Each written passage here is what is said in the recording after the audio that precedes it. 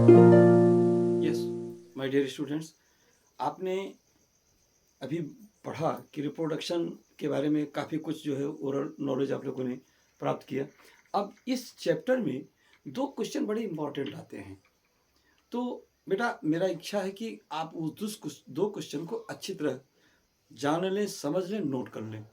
पहला क्वेश्चन ये आता है कि do organisms create exact copies of themselves? क्या जीव प्रजनन के द्वारा जो संतानों को उत्पन्न करते हैं, क्या वो संतानें अर्थात वो कॉपीज एग्जैक्ट अपने पेरेंट के समान होती हैं? इस प्रश्न का उत्तर देना है, पूछा जा सकता है। तो ध्यान रखिएगा, सीधा सा आंसर है no. Organism do not create exact copies of themselves.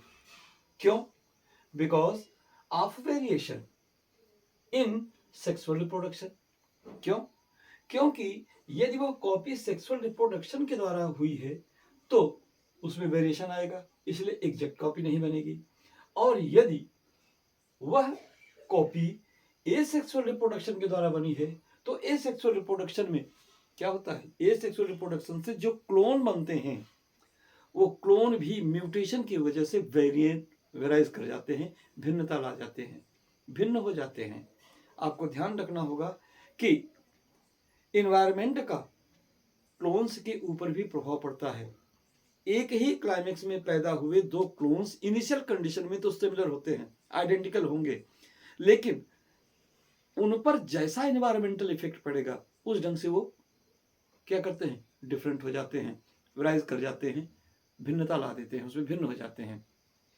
एक एग्जांपल आपको दें, एक गार्जियन की दो बेटियां गीता और सीता, दोनों क्या थी, ट्विंस थी, होमोजाइगोटिक ट्विंस थी। यानी एक ही एम्ब्रियो के क्लीवेज की वजह से वो उन दो का निर्माण हुआ था, इसलिए दोनों एक ही सेक्स वाली और एक ही आइडेंटिकल थी दोनों एक दूसरे की।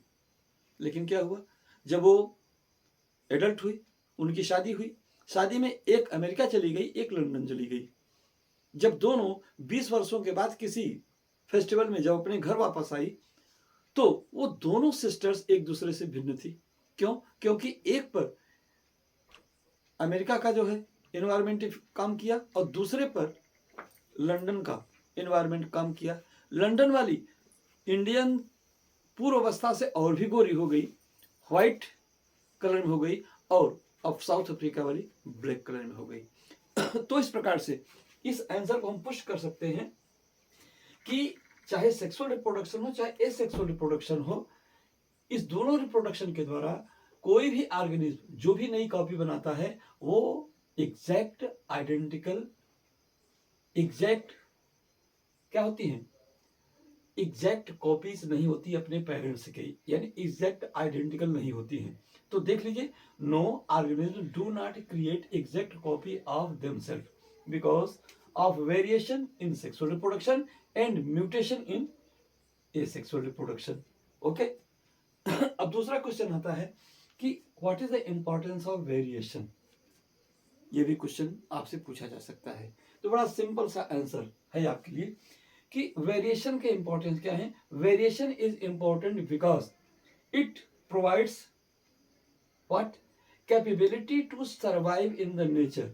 It provides individual capability to survive in the nature. दूसरा, variation causes on to individuals that could not adapt by variation। वो इंडिविजुअल्स जो वेरिएशन के कारण अपने एनवायरनमेंट को एडाप्ट नहीं कर पाते उनके लिए ये वेरिएशन हानिकारक, हार्मफुल होता है, एंड डाइज और मर भी सकते हैं। दूसरी चीज यूजफुल क्या होता है, variation is useful for individuals to serve for the survival of species over time। समय के साथ साथ ये जो वेरिएशन होता है ये जीवों में क्या करता है, जीवों को इस नेचर में सरवाइव करने के लिए फैसिलिटी यानी एकोमोडेशन प्रोवाइड करता है। और वेरिएशन कॉजेज न्यू स्पीसीज। क्यों? क्योंकि variation causes origin of new species and leads to evolution. Variation के द्वारा ही क्या होते हैं, नई प्रजातियों की उत्पत्ति होती है और इस प्रकार से नई प्रजाति का बनना ही इवोल्यूशन कहलाता है। तो डियर स्टूडेंट्स, मेरा कहना यह है कि आप लोग इस क्वेश्चन का और आंसर का एक स्क्रीनशॉट छोटा सा ले लीजिए और अपने को बेनिफिशियरी बनाइए। और अगले पॉइंट पर हम लोग चर्चा करेंगे मोड ऑफ। देख रहे थे, क्या देख रहे थे, बोलिए। अभी इसके ठीक पहले हम लोग देख रहे थे कि रिप्रोडक्शन की क्या इंपॉर्टेंस है, उसके वेरिएशंस का क्या इंपॉर्टेंस है। और अब हम लोग जो है दो डिफिनीशन के बारे में हम लोगों ने, दो क्वेश्चन के बारे में हम लोगों ने एनालिसिस किया। इसके बाद अब हमको मोड ऑफ रिप्रोडक्शन देखना है। तो बेटा ध्यान रखो, मोड ऑफ रिप्रोडक्शन जो लिविंग्स में होता है वो दो प्रकार से होता है, एसेक्सुअल रिप्रोडक्शन और सेक्सुअल रिप्रोडक्शन। ठीक, एसेक्सुअल रिप्रोडक्शन का कैरेक्टर क्या होता है, सेक्सुअल रिप्रोडक्शन का कैरेक्टर क्या होता है, अगर आप देखना चाहेंगे तो इसको इस तरह से रिप्रेजेंट किया गया है कि आप दोनों को डिफाइन भी कर सकते हैं और दोनों में डिफरेंस भी शो कर सकते हैं। तो आइए देखते हैं पहले एसेक्सुअल कैरेक्टर का क्या कैरेक्टर है। तो बेटा ध्यान रखना, एसेक्सुअल रिप्रोडक्शन क्या होता है, यूनिपेरेंटल होता है, माने एक जनकी होता है। हिंदी मीडियम के स्टूडेंट भी इसको सुन सकते हैं क्योंकि मैं हर सेंटेंस के बाद जो हिंदी वर्ड्स को यूज करूंगा। मोड ऑफ रिप्रोडक्शन मीन्स प्रजनन की प्रकार। प्रजनन के प्रकार दो प्रकार के होते हैं, एसेक्सुअल अलैंगिक जनन और लैंगिक जनन, सेक्सुअल रिप्रोडक्शन। तो एसेक्सुअल रिप्रोडक्शन यानी लैंगिक जनन का लक्षण क्या है, पहला यूनिपेरेंटल होता है। यूनिपेरेंटल एसेक्सुअल रिप्रोडक्शन यूनिपेरेंटल होता है, माने एक जनकी होता है, यानी इसमें इस प्रजनन में एक ही जनक, एक ही इंडिविजुअल पार्टिसिपेट करता है। दूसरी चीज, इसमें no gamete formation, no gamete fusion and no meiosis division. Asexual reproduction में न तो गैमेट का निर्माण होता है, युग्मक का निर्माण होता है, न तो युग्मक का निर्माण होता है, न तो युग्मक का संयुग्मन ही होता है यानी निषेचन होता है, और न ही यह क्रिया मियोसिस डिवीजन में, इस क्रिया में न तो मियोसिस डिवीजन ही होता है। ठीक, तीसरी चीज, इसमें इन हॉस्पिटेबल कंडीशन, अगर कंडीशन की बात करें तो एसेक्सुअल रिप्रोडक्शन क्या होता है, हमेशा अनुकूल फेवरेबल कंडीशन में होता है। हॉस्पिटेबल कंडीशन में से फेवरेबल कंडीशन में होता है, अनुकूल परिस्थिति में। अगली बात, इस कंपैरेटिवली यानी सेक्सुअल रिप्रोडक्शन के कंपैरिजन में यह रिप्रोडक्शन फास्ट होता है और क्या होता है, फास्ट होता है और शार्ट होता है, छोटा होता है और फास्ट होता है उसकी तुलना में। अगला कैरेक्टर इसका है कि इस रिप्रोडक्शन के द्वारा जो संतान उत्पन्न होती है वह क्लोन होती है। क्या होती है, clone. Clone means identical to their parent.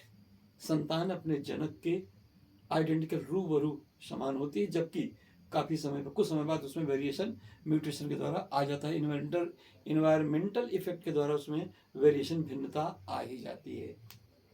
ठीक है, अब एसेक्सुअल रिप्रोडक्शन का हम प्रकार देखेंगे। तो बेटा एसेक्सुअल रिप्रोडक्शन के प्रकार को जानने के लिए हमने एक सूत्र बनाया है, यदि आपको अच्छा लगे, कहीं लिखना नहीं है, बस अपने याद करने के लिए आप इस फार्मूला को कंसिडर करेंगे। फार्मूला है SBBF पर, SBBF पर। तो यस का मतलब होता है स्पोरुलेशन, बी का मतलब होता है बाइनरी फिशन, यहाँ दूसरे बी का मतलब है बडिंग, इस एफ का मतलब है फ्रेगमेंटेशन, इस पी का मतलब है प्रोपाग्यूल्स या वेजिटेटिव रिप्रोडक्शन, और इस आर का मतलब होता है रीजनरेशन।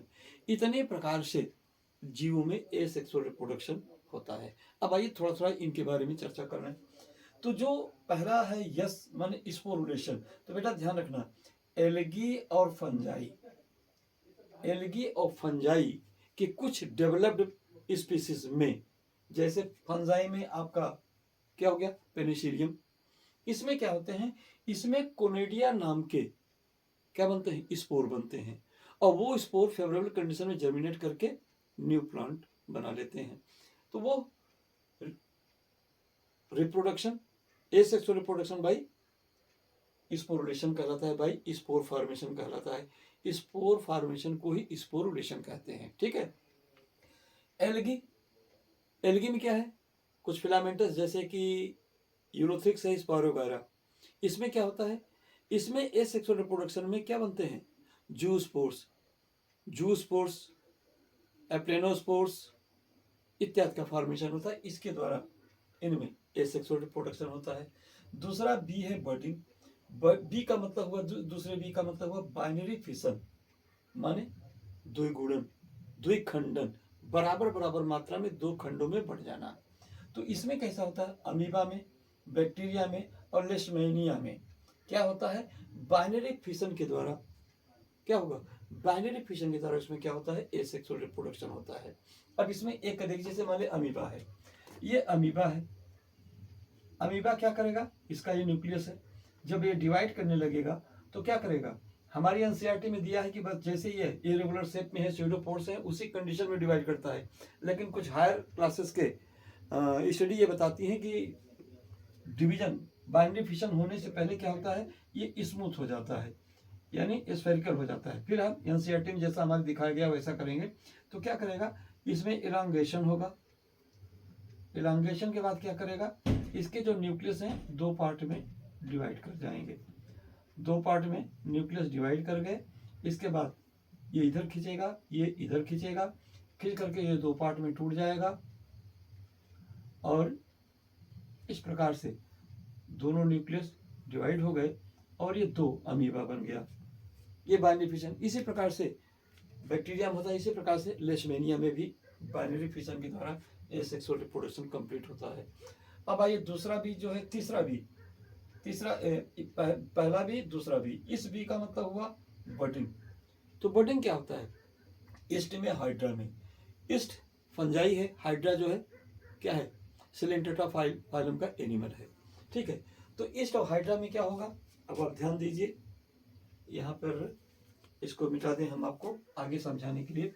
जैसे ईस्ट हुआ, ईस्ट क्या होता है, कोनिकल शेप होता है, ये कोनिकल शेप ईस्ट हुआ, जिसको आप खमीर कहते हैं। ध्यान रखने बेटा, ये ईस्ट एक मात्र यूनिसेलुलर फंजाई है, एक कोश की कवक है ये। इसमें क्या होता है, इसमें क्या होगा कि ये इसकी बॉडी में कहीं से बाहर से हल्का सा उभार उठता है, प्रोजेक्शन आता है और यही धीरे धीरे क्या करता है, आगे डेवलप करता जाता है, जो साइटोप्लाज्म में इसमें फ्लो करते जाते हैं, इसका आकार धीरे धीरे बढ़ता जाता है। एक कंडीशन ऐसी आती है कि जब ये अटैचमेंट इसको बियर नहीं कर पाता तो ये क्या होता है, टूट के अलग हो जाता है। तो ये मदर ईस्ट तो ये रह गया, यहाँ पे एक क्या हुआ, इन्फेंट न्यू ईस्ट क्या हुआ, डेवलप कर गया। कभी कभी क्या होते हैं, इसके चेन बन जाती है। ठीक है। तो इस प्रकार से ये जब डिटैचमेंट होगा इनका तो ये सभी सेपरेट हो जाएंगे और सभी भाग फेवरेबल कंडीशन में डेवलप करके न्यू ईस्ट का फॉर्मेशन करेंगे। अगर हाइड्रा की बात करें तो हाइड्रा में क्या होता है, हाइड्रा में भी क्या होता है, इसके टेंटिकल्स होते हैं, जनरली 5 आर्म्स या 5 टेंटिकल्स होंगे। और ये टेंटिकल्स क्या करते हैं, ये टेंटिकल्स इस हाइड्रा में लगे हुए, ये एक्वेटिक लिविंग है। अब होता क्या है, इसकी साइड से क्या होता है, प्रोजेक्शन निकलते हैं और ये प्रोजेक्शन धीरे धीरे आगे बढ़ते जाते हैं और धीरे धीरे क्या होता है, ये एक प्रकार से छोटे हाइड्रा का रूप पकड़ लेते हैं। जब तक अटैच हो सकते हैं अटैच रहेंगे, इसके बाद जब हैवी हो जाते हैं तो यहाँ से डिटैच हो जाते हैं। डिटैच हो जाएंगे तो क्या हो जाएगा, ये स्वतंत्र रूप से ये हाइड्रा का फॉर्मेशन हो जाएगा। तो ये क्या है, ये बडिंग के द्वारा हाइड्रा और ईस्ट में क्या हुआ, इसका एसेक्सुअल रिप्रोडक्शन कंप्लीट होता है। अब आगे आइए, हम लोग न्यू पॉइंट को देखते हैं। न्यू पॉइंट में है फ्रेगमेंटेशन। फ्रेगमेंटेशन क्या है, in filamentous algae fungi and moss protonema. बेटा ध्यान रखना, ऐसे लिविंग्स जिनका आकार फिलामेंटस माने सूत के आकार का लंबा होता है, धागे की तरह के जो होते हैं, तो इसमें क्या होता है, एल्गी में भी यूलोथ्रिक्स और स्पारोगैरा इनका स्ट्रक्चर फिलामेंटस होता है। फंजाई में राइजोपस और म्यूकर ये ऐसे होते हैं, इनका बॉडी फिलामेंटस होता है। और ब्रायोफाइट का एक प्लांट है फ्यूनेरिया हाइग्रोमेटिका, इसमें जब स्पोर डेवलप करता है तो एक फिलामेंटस स्ट्रक्चर डेवलप करते हैं जिसको प्रोटोनीमा बोलते हैं। तो क्या होता है, ये जो चाहे वो एल्गी का फिलामेंट हो, चाहे फंजाई का फिलामेंट हो, चाहे वो मॉस का फिलामेंट हो। बाय द वे किसी भी कारण से अगर इसमें फ्रेगमेंटेशन हो जाता है, ये टूट जाते हैं, तो जितने पार्ट टूटेंगे ये सभी पार्ट क्या होंगे, रीडेवलप हो जाते हैं न्यू प्लांट में। ये फिर से नए प्लांट में क्या हो जाते हैं, रीडेवलप हो जाते हैं। इसको हम कहते हैं एसेक्सुअल रिप्रोडक्शन बाय फ्रेगमेंटेशन। अब अगली बात आई यहाँ पे पी, प्रोपाग्यूल्स। प्रोपाग्यूल्स के बेटा हिंदी में बोलते हैं प्रजनक।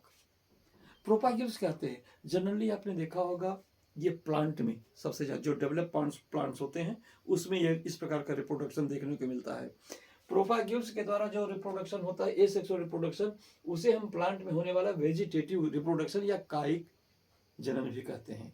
एक चीज आपको ध्यान देना होगा कि प्रोपाग्यूल्स आपने देखा होगा, आपने आलू से तो आप परिचित हैं, पोटैटो से। पोटैटो में आईज आपने देखा होगा, आंखें या उसके स्केल से देखे होंगे। इसके साथ साथ स्वीट पोटैटो में, डहेलिया में जो रूट है, इसमें भी क्या होते हैं, साइड बर्ड्स निकलते हैं, वो आंखें जिसको कहते हैं। और राय, इसको आपने ब्रायोफिलम देखा होगा, अजूबा जिसको कहते हैं, उसकी पत्तियों के हर नाच से बर्ड्स निकलते हैं। अगर उसको सॉइल मिल जाए तो क्या करते हैं, उसमें से बर्ड निकलते हैं और हर बर्ड क्या कर डेवलप करके न्यू प्लांट बना लेता है। ठीक है। और इसके साथ साथ प्याज, प्याज क्या होता है, बल्ब होता है, तो उसमें से क्या होता है, कभी कभी उसमें से साइड बल्ब्स डेवलप करते हैं और प्याज से ही नया प्याज डेवलप कर जाता है। तो इस प्रकार से प्रोपाग्यूल्स फॉर्मेशन के द्वारा एसेक्सुअल रिप्रोडक्शन होता है प्लांट में, और प्लांट में होने वाले इस रिप्रोडक्शन को हम वेजिटेटिव रिप्रोडक्शन कहते हैं। ठीक है। ध्यान दीजिएगा। इसके बाद क्या है कि ये रीजनरेशन। रीजनरेशन क्या है, रीजनरेशन है कि किसी भी प्लांट की बॉडी से फिर से नया लिविंग का डेवलप कर जाना, ये रीजनरेशन या पुनरुद्भवन की क्रिया कहलाती है। ध्यान रखिएगा, हमारे टिश्यू में हमें जब कभी चोट लग जाती है, घाव लग जाता है, उसमें गहरी चोट हो जाती है, तो वहाँ की टिश्यू डैमेज हो जाती है। तो हमारे स्किन सोमेटिक सेल में भी, कायिक कोशिकाओं में भी रीजनरेशन का पावर होता है, लेकिन कब तक, जब तक वो घाव भर न जाए। तो ये क्या होते हैं, घाव क्या होते हैं, जब भर जाएंगे तो रीजनरेशन सेल का डिवीजन बंद हो जाएगा और रीजनरेशन पावर वहीं तक सीमित हो जाता है। बाकी कुछ लिविंग्स ऐसे हैं जिसमें रीजनरेशन काफी डेवलप होता है, जैसे स्टारफिश है। स्टारफिश का जो आर्म होता है, 5 आर्म, केवल 5 आर्मों में ही रीजनरेशन का पावर होता है, उसके सेंट्रल बॉडी में रीजनरेशन का पावर नहीं होता। बाय द वे अगर उसमें कटिंग हो गई तो फिर वो स्टारफिश मर ही जाएगा। दूसरी चीज, लिजार्ड की पूंछ में, लिजार्ड छिपकली की पूंछ में केवल जो है रीजनरेशन का पावर होता है, और वही क्या होता है, डेवलप करके अगर वो कट जाती है तो फिर से रीडेवलप करके वो उस चीज को रिकवर कर लेती है। ये रीजनरेशन हुआ। तो ध्यान रखिएगा, इस प्रकार के जितने रीजनरेशन हुए ये वास्तव में ट्रू रीजनरेशन नहीं है।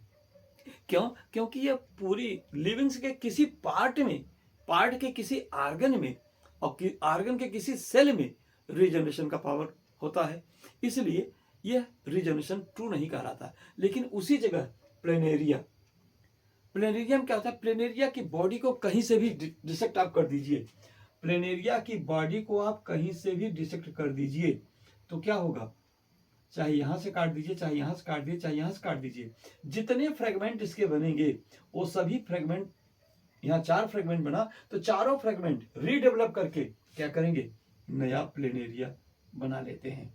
यानी इसकी पूरी बॉडी में रीजनरेशन का पावर होता है, इसीलिए प्लेनेरिया में होने वाले रीजनरेशन को हम ट्रू रीजनरेशन कहते हैं। ठीक है। अब यहां तक जानने के बाद अब आइए हम लोग सेक्सुअल रिप्रोडक्शन की तरफ बढ़ते हैं। तो सेक्सुअल रिप्रोडक्शन का कैरेक्टर क्या होता है, सेक्सुअल रिप्रोडक्शन क्या होता है, बाई पेरेंटल होता है। यानी इस प्रकार के रिप्रोडक्शन में 2 पेरेंट पार्टिसिपेट करते हैं, एक मेल स्ट्रैंड का, एक फीमेल स्ट्रैंड का। ठीक है। अब इसमें गैमेट का फॉर्मेशन होता है, इस रिप्रोडक्शन में गैमेट का फॉर्मेशन होता है, गैमेट का फ्यूजन होता है, गैमेट के फ्यूजन को ही फर्टिलाइजेशन कहते हैं। बेटा ध्यान रखना, फर्टिलाइजेशन 3 प्रकार का होता है, 4 प्रकार का होता है। इंटरनल फर्टिलाइजेशन जो इंडिविजुअल के बॉडी के अंदर होता है, जैसे हायर वर्टिब्रेट्स में। एक्सटर्नल फर्टिलाइजेशन एम्फीबियंस में होता है, जो क्या होता है, मेल और फीमेल दोनों अपने स्पर्म ओवम को वाटर में रिलीज कर देते हैं और वहां पे जाकर के वो दोनों फ्यूज करते हैं, वो एक्सटर्नल फर्टिलाइजेशन हुआ। कॉन्जुगेशन, राइजोपस म्यूकर, ये ऐसे फिलामेंटस फंजाई हैं, इसमें क्या होता है, मेल और फीमेल स्ट्रैंड आपस में आकर के मिल करके कॉन्जुगेशन ट्यूब बनाते हैं और वो डेवलप करके क्या करता है, रिप्रोडक्शन में पार्टिसिपेट करता है। और ऐसे जीव जिसमें ए सेक्सुअल और सेक्सुअल दोनों रिप्रोडक्शन होते हैं टाइम टू टाइम, इस प्रकार के सेक्सुअल रिप्रोडक्शन को हम क्या कहते हैं, अल्टरनेशन ऑफ जनरेशन टाइप का जो है सेक्सुअल रिप्रोडक्शन। ठीक है। तीसरा कंडीशन, सेक्सुअल रिप्रोडक्शन में मियोसिस डिवीजन होता है। मियोसिस डिवीजन के द्वारा ही सेक्सुअल रिप्रोडक्शन होता है। और इसके पहले वाले लेक्चर में मैं आपको बता चुका हूं, ए सेक्सुअल रिप्रोडक्शन या तो ए माइटोटिक डिवीजन के द्वारा होता है या माइटोटिक डिवीजन के द्वारा होता है, उसमें मियोसिस डिवीजन नहीं होता है। ठीक है। अगली condition, sexual reproduction inhospitable condition में होता है। इनहॉस्पिटेबल का मतलब हुआ प्रतिकूल परिस्थिति में। क्यों?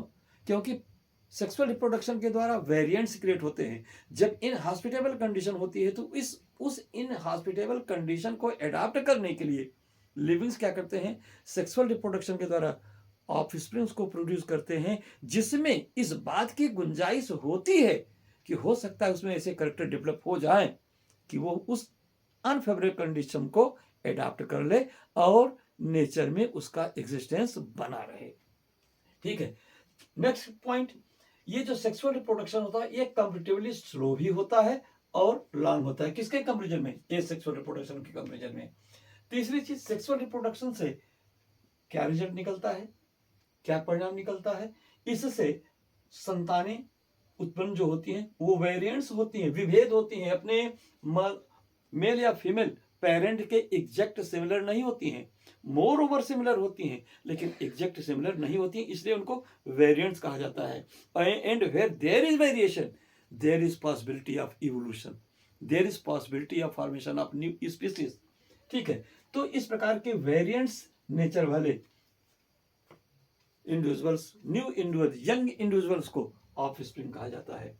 अच्छा, सेक्सुअल रिप्रोडक्शन और एसेक्सुअल रिप्रोडक्शन में टाइप पढ़ने से पहले अब हम क्या काम करेंगे, एसेक्सुअल रिप्रोडक्शन और सेक्सुअल रिप्रोडक्शन का कंपैरिजन करेंगे। बेटा ये चार्ट इस ढंग से बनाया गया है कि आप चाहे सेक्सुअल रिप्रोडक्शन को यहां से डिफाइन भी कर सकते हैं, एसेक्सुअल रिप्रोडक्शन को इस पॉइंट्स में आप डिफाइन कर सकते हैं, और जरूरत पड़ने पर सेक्सुअल और एसेक्सुअल रिप्रोडक्शन में आप डिफरेंस भी इस्टेब्लिश कर सकते हैं।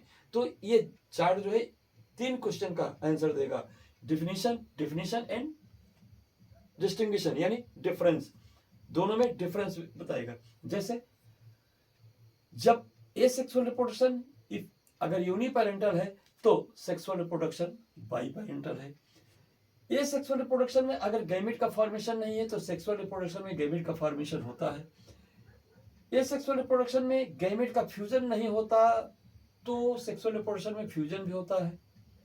एसेक्सुअल रिप्रोडक्शन में मियोसिस डिवीजन नहीं होती है लेकिन सेक्सुअल रिप्रोडक्शन में मियोसिस डिवीजन होती है। Next point, asexual reproduction inhospitable condition में होता है, अनफेवरेबल कंडीशन में होता है या फेवरेबल कंडीशन में होता है, लेकिन सेक्सुअल रिप्रोडक्शन इनहॉस्पिटेबल कंडीशन में होता है यानी अनफेवरेबल कंडीशन में होता है। एसेक्सुअल रिप्रोडक्शन कंपैरेटिवली फास्ट होता है तो ये स्लो होता है, ये शॉर्ट होता है तो ये लॉन्ग होता है। ठीक। नेक्स्ट पॉइंट, सेक्सुअल रिप्रोडक्शन का रिजल्ट यानी सेक्सुअल रिप्रोडक्शन का परिणाम, ये यहाँ क्लोन है तो सेक्सुअल रिप्रोडक्शन का परिणाम यहाँ पर वेरिएंट्स या ऑफस्प्रिंग्स होते हैं। ठीक है। अब आइए सेक्सुअल रिप्रोडक्शन के टाइप पर बात करें। तो सेक्सुअल रिप्रोडक्शन क्या होता है, मुख्य रूप से 3 प्रकार का होता है। आइसोगैमस टाइप, समयुग्मकी, अनआइसोगैमस टाइप क्या है, असमयुग्मकी, एंड उगैमस टाइप सेक्सुअल रिप्रोडक्शन माने विषम युग्मकी। कहने का मतलब यदि रिप्रोडक्शन में भाग लेने वाले जो गैमिट हैं, दोनों गैमिट एक्सटर्नली और इंटरनली क्या है, सिमिलर, एकदम आइडेंटिकल सिमिलर हैं, तो इनके फ्यूजन क्या कहलाएंगे, इनका फ्यूजन कहलाएगा, क्या कहलाएगा, आइसोगैमस टाइप का सेक्सुअल रिप्रोडक्शन। यदि रिप्रोडक्शन में बनने वाले गैमिट्स क्या हैं, डिसिमिलर टाइप के हैं, क्या हुआ, ये छोटा ये बड़ा, तो इस प्रकार का फ्यूजन या क्या कहलाएगा, अनआइसोगेमस टाइप सेक्सुअल रिप्रोडक्शन। और यदि सेक्सुअल रिप्रोडक्शन में एक गैमिट मोटाइल है और दूसरा क्या है, लार्ज है और नॉन मोटाइल है, तो इनका फ्यूजन क्या कहलाता है, ऊगैमस टाइप का सेक्सुअल रिप्रोडक्शन कहलाता है। तो माय डियर स्टूडेंट्स, आज इतने पॉइंट्स को आप नोट कर लीजिए, और अभी इसमें 2 पॉइंट और छुटाई, संभवतः एक लेक्चर में और लेना पड़ेगा, तब ये चैप्टर आपका क्लोज हो जाएगा, जिसमें हम लोग पढ़ेंगे sexual reproduction in flowering plants and sexual reproduction in human. Human में male reproductive organ, female reproductive organ और रिप्रोडक्टिव हेल्थ के बारे में चर्चा करेंगे। Yes my dear students, very very thanks to you. और जहां तक हो सके अपने, चूंकि बोर्ड एग्जाम नजदीक आ गया है, अपने फ्रेंड्स को शेयर कीजिए, लाइक कीजिए और सब्सक्राइब कीजिए। यही आपके द्वारा मुझे दिया गया स्नेह और प्यार होगा। Very thanks.